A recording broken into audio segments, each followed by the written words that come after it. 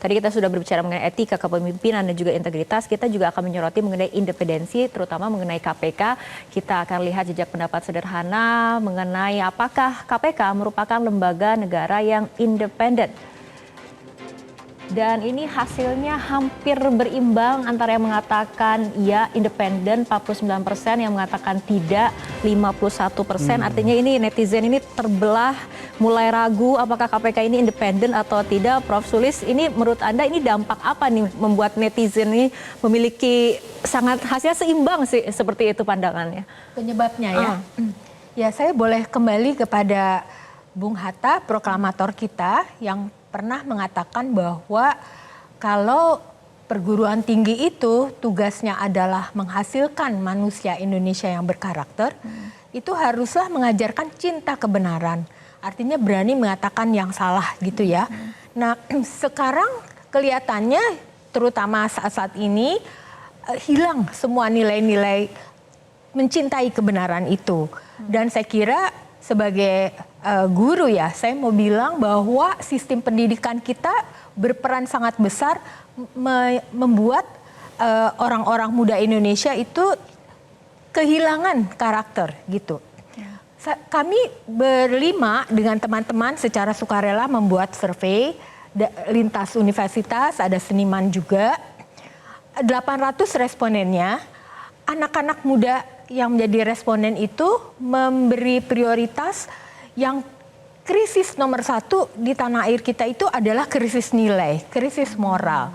Lalu kami wawancara beberapa anak muda itu dan mereka mengatakan sejak TK tuh mereka kehilangan hak-hak untuk berekspresi karena kalau memberi warna kepada gambarnya gurunya bilang nggak boleh melebihi garis.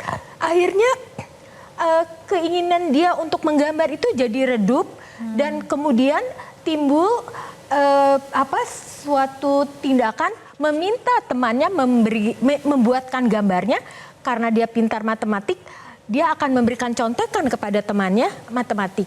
Dan ketika kami tanya bagaimana dengan di universitas sama, dan kita lihat bagaimana kecurangan-kecurangan, joki dan lain-lain ya, sampai terakhir adalah guru besar menjadi permainan gitu ya, itu karena kita kehilangan karakter, kehilangan nilai-nilai moral yang baik.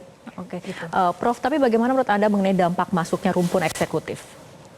Rumpun eksekutif ke dalam? Ini mengenai pemberantasan korupsi. Maksudnya intervensi.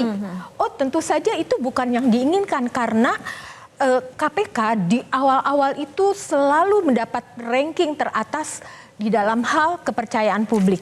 Bahkan kami masyarakat ilmiah itu selalu ke jalan dengan jaket alma mater ya, dalam berbagai kesempatan ketika cicak buaya, lalu ketika soal KPK dikriminalisasi, dekan-dekan, guru besar UI itu ya, ITB, IPB juga, kami turun ke jalan, kami orasi di atas bak terbuka.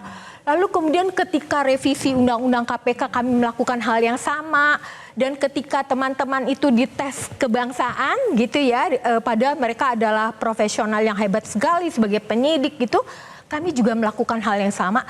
Tapi sekarang rasanya sukar sekali apabila ada masyarakat ilmiah bela KPK. Karena kita udah lihat apa yang terjadi di KPK. Maka kami berharap banget untuk periode berikutnya akan terjadi reformasi besar-besaran di KPK. Ini itu sih. dengan trust itu sendiri ya Prof ya. Tapi kalau misalnya Anda lihat ataupun Anda berpandangan ekosistem pemberantasan korupsi sendiri seperti apa? Tadi mungkin sudah sedikit disinggung oleh Prof Muji ya. Prof Sulis? Ya sekarang kita melihat sesudah KPK dikecilkan dengan revisi undang-undang itu tentu harapan sangat kembang kempis ya. Tetapi berharap apabila nanti ada leader-leader yang baik di periode berikutnya itu ya kami berharap sekali gitu.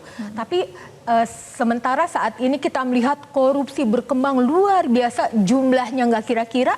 Sementara masyarakat kita sangat menderita kemiskinan, tidak berdaya dalam hal pangan dan lain-lain, kita semuanya import gitu ya, nggak punya kedaulatan dan ketahanan pangan, energi, macam-macam, itu kan ujung-ujungnya adalah korupsi. Oke. Itu masalah sangat serius bangsa kita hari ini. Oke. Jelajahi cara baru mendapatkan informasi. Download Metro TV Extend sekarang.